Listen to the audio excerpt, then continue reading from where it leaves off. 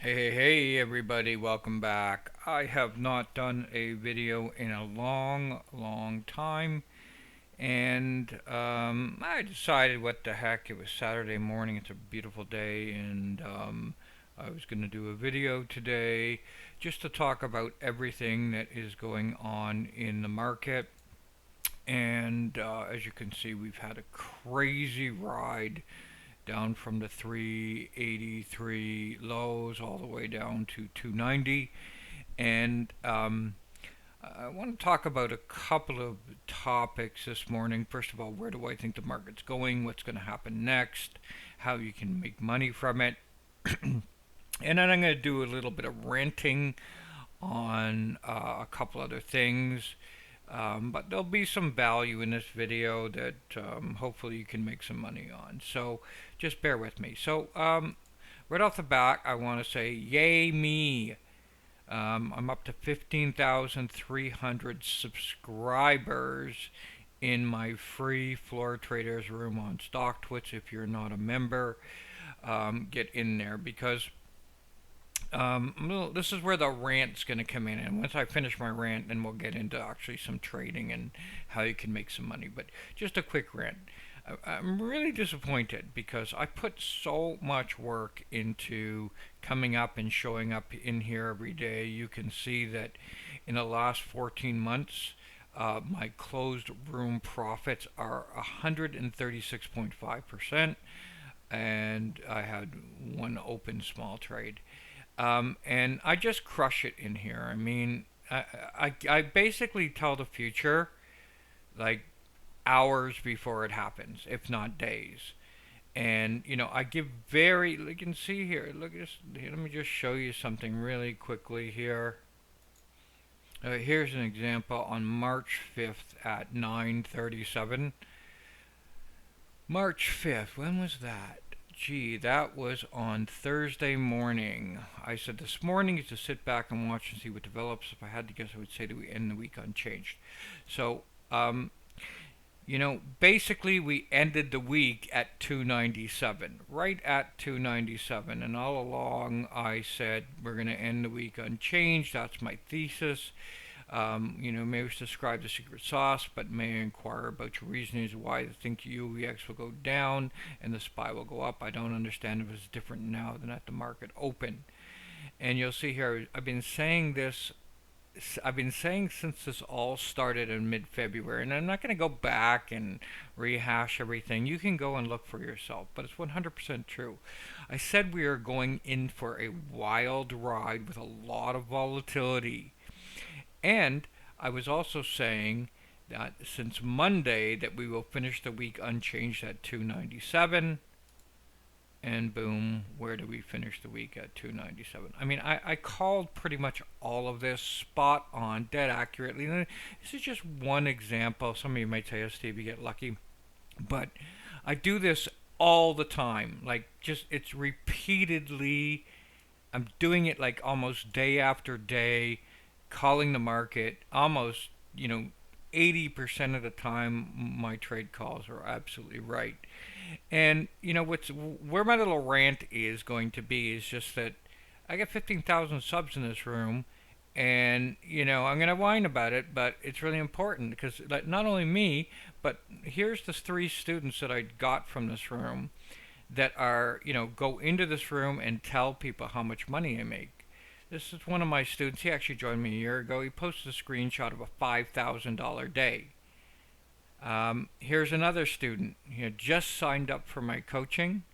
Um, I said he mustered up a 2.5% win with the Spider and UBX, not your 4%, but you are the master Yoda wizardry. And he says, okay, but I do not understand why you don't have 5,000 plus clients. This guy just signed up.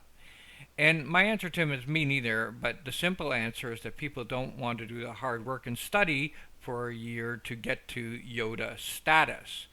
Every trader just wants an easy button, and there's no shortage of frauds and clowns out there telling them they can buy one. Here's another trader that just sent me his Kelly. His name is George. This is one of my other new students. I'm going to show you his Kelly right now, just to show you what my students are doing. So this guy started out with me. He bought the video course, and then he upgraded to the one-on-one coaching. And you can see since the beginning of the year, starting with $50 risk per trade, he is now up to $5,000 in profits. Here's every single trade that he has recorded with pictures right up until this date, where his last trade he just made $205. And right here, I mean, like, this guy posts in the room shows, like, with $50 risk, you can do that with a $5,000 account. He doubled his account since the beginning of the year. Now, not only one, but two, three, four, all of my students come in the room, and they end up saying how great it is. I end up posting all these fantastic trade calls. I'm up 136% in the room calls in 14 months. I do it with 2% risk, but yet I still don't get people subscribing or buying my course. Just a very, very small handful. So there's my rant. I'm going to get that out of the way. Now that that's out of the way, screw you all. you're a bunch of losers if you don't buy my course. Okay, now I feel a lot better. Go buy all that nonsense out there. Keep losing your money. And, with that being said, there's nobody else that's as transparent as me. It drives me crazy. I started this room, you know, to help people, but also to prove and be completely transparent in my trades. Every trade is time stamped. You can go and see everything in here. It's all time stamped. I can't cheat or fake it or make fancy videos. Okay, so enough said. I don't mean screw you all. I love you all, but it just really pisses me off. So there's my rant out of the way. Now let's get to the markets and make you some money. Okay, so what do I think is going to happen next? Well, I shouted out on this day right here that 290 was a very, very, very big level. And that was on February 28th. I said, this level is going to set the tone for the next, 4 months.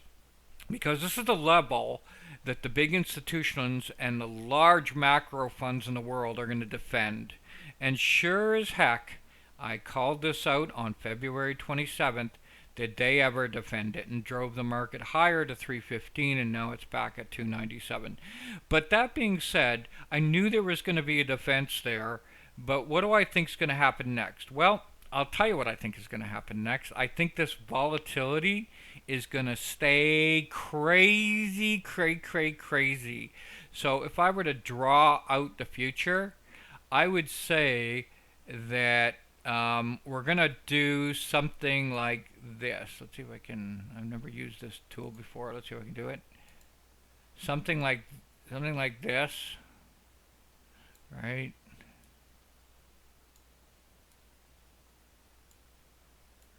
As we get more reports back and forth, I think until the ranges start to dry up. And that's really what I'm watching for. I want to see, I'm saying these are like 1 day, right? I want to see these ranges start to dry up. Now you can see in 1 day, we're moving more than we did in 3 months or 2 months in 1 day. So the UVXY, which is volatility, you can see is way up here at 36. And as long as that remains high, we're going to continue to get these big moves. Now, I think that here's what my general idea thesis is. We should be bought off of this level. I mean, the Fed came in, did a 50-point cut, and they're still pumping hundreds of billions of dollars in every day. 50 billions of dollars in every day. I think that this level is going to probably hold.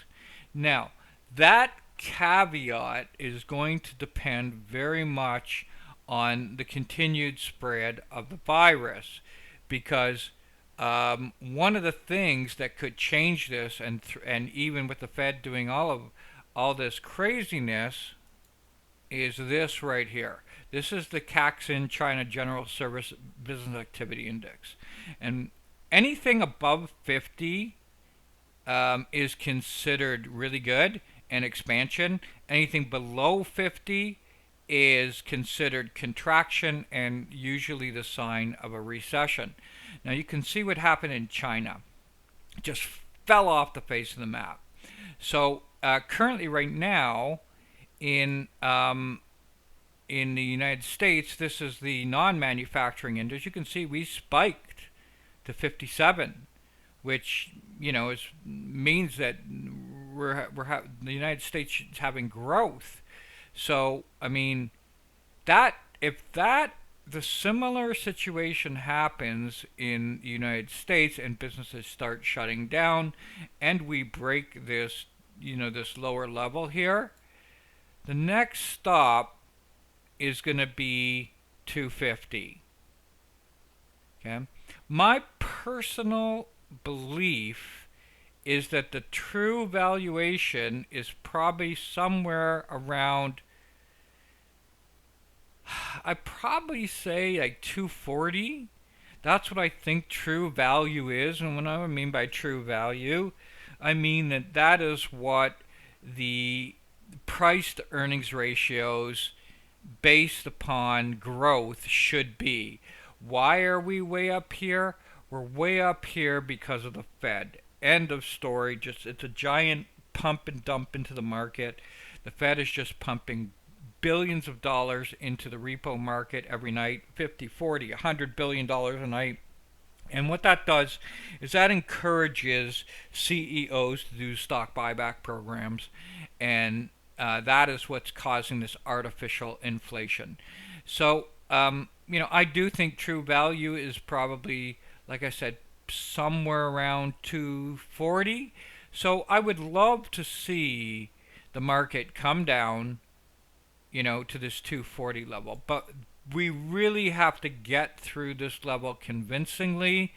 And the only thing I think that's going to get us through that level is if the virus continues to expand or if Bernie Sanders makes ground and it looks like he will be the Democratic nominee.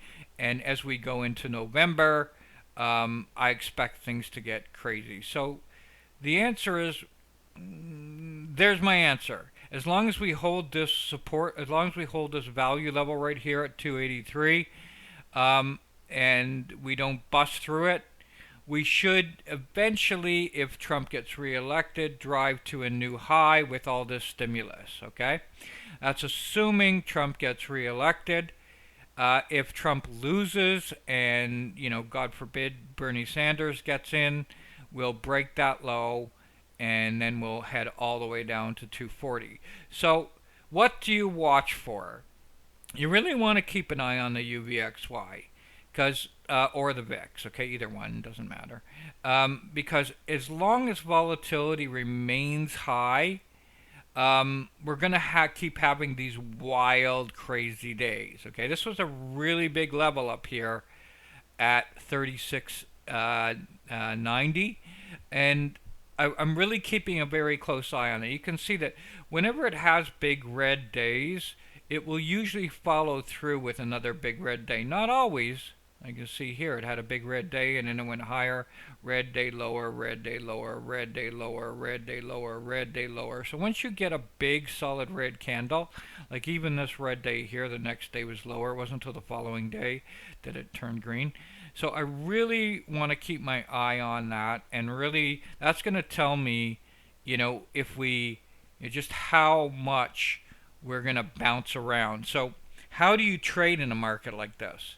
Well, the way you trade in a market like this is you wait patiently for extreme price levels, and then you hold on to your winners for a long time when you find them, because if you can get a really good extreme price level, you're going to suck a lot of juice out of that trade. So, for example, I called out in my room on Thursday on Wednesday night, you don't go back and see. I bought puts on Wednesday night. Now, I made a mistake because I should have held my puts.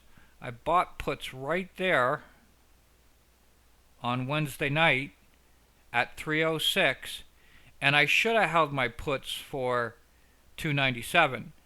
But I managed to get out of my puts with almost 100 and about 98% return on those.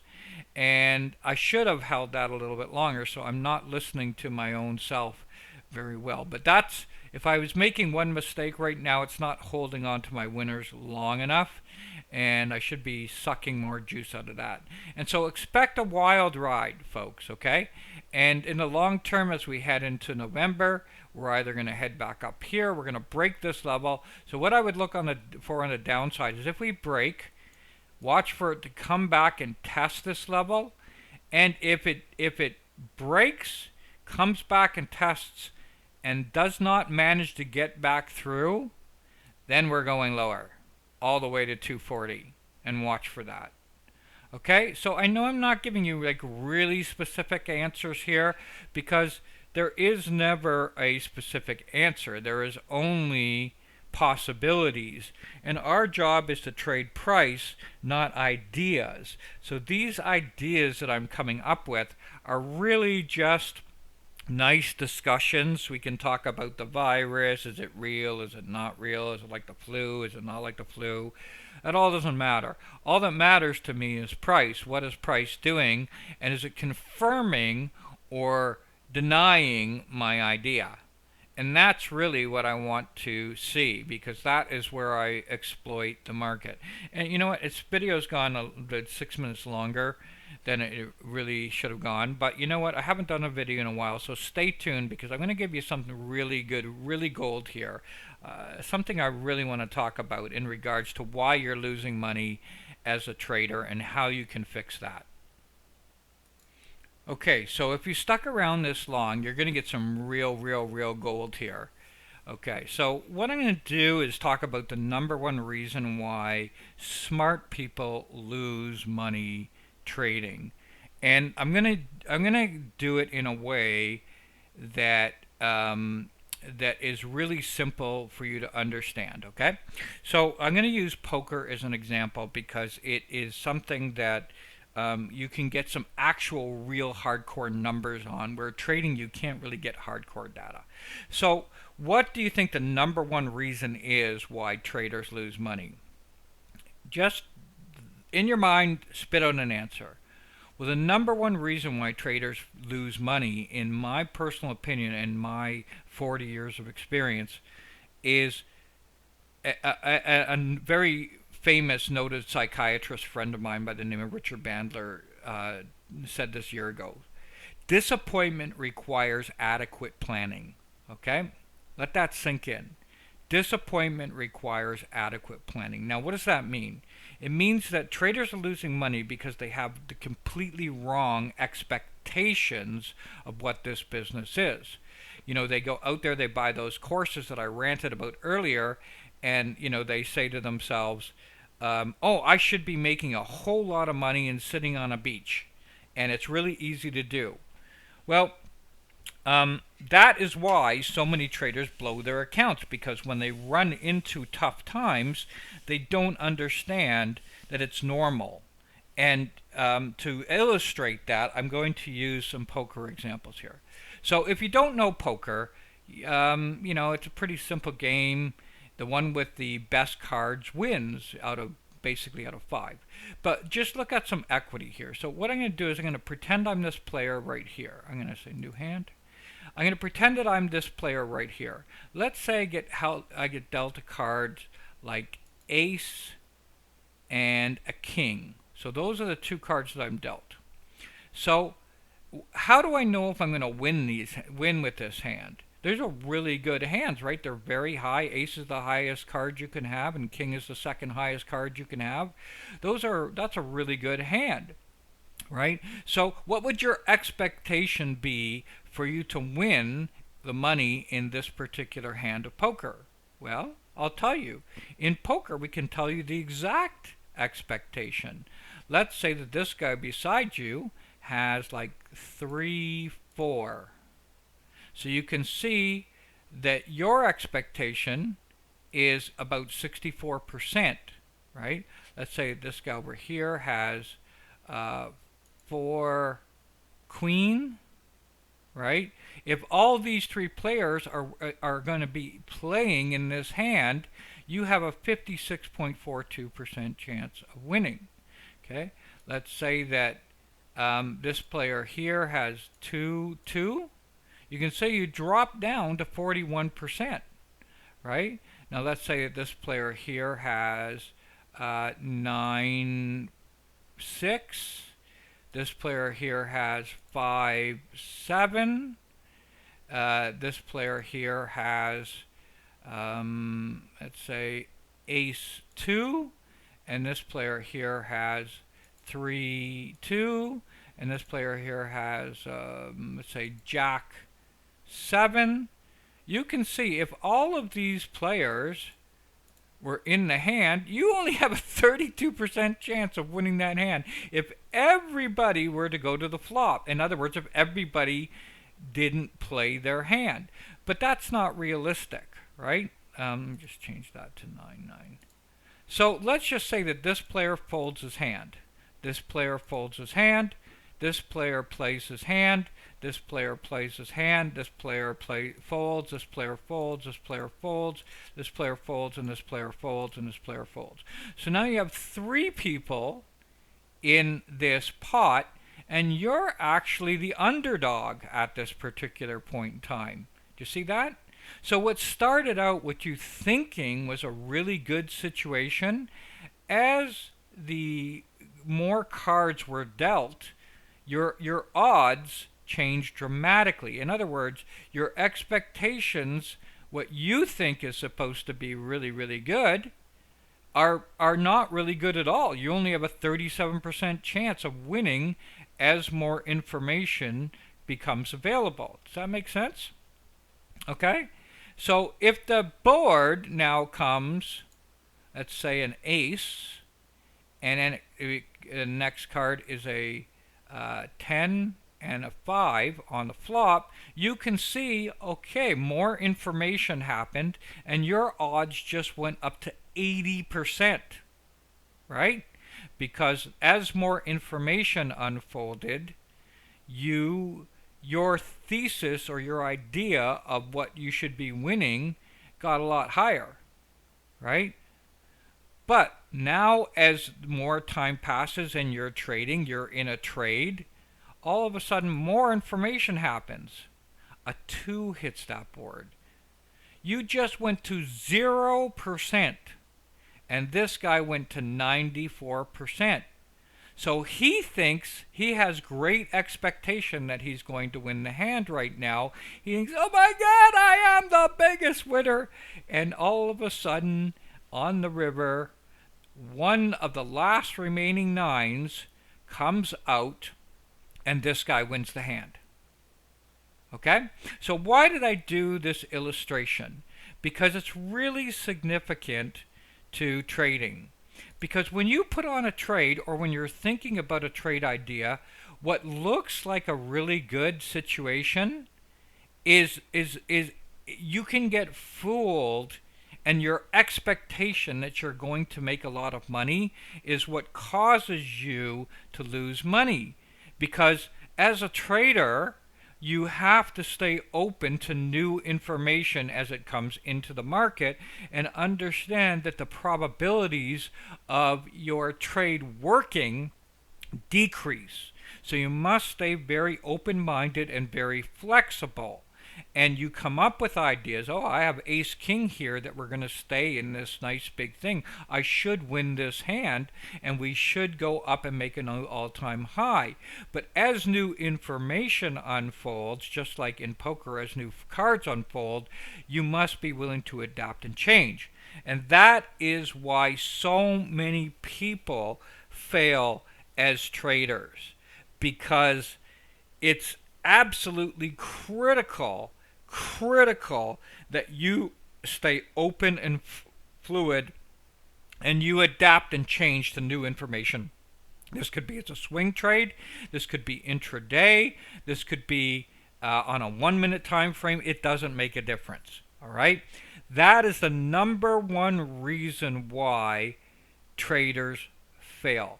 And if you go and you see these forums and you go onto these forums here, you'll see all it is one giant big argument and one big fight.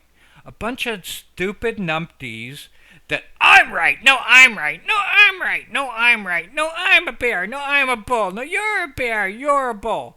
See, look at, you put the dog in here, you stupid, ugly Chinese woman. I mean, this is the crazy stuff that goes on in here. And whenever you see people fighting about ideas and getting back and forth, you know they're losing traders, 100%. Because a winning trader does not think like that. A winning trader comes up with a thesis, comes up with an idea, comes up with a trade, and understands no matter how good it looks in the beginning, it will change, and it can change very quickly with new information. Does that make sense? Right? Hopefully this illustration will help you. I know this video went on a lot longer than it should have. Many of you probably won't even get by my first rant. For those of you that lasted, congratulations. All right, thank you, and bye for now.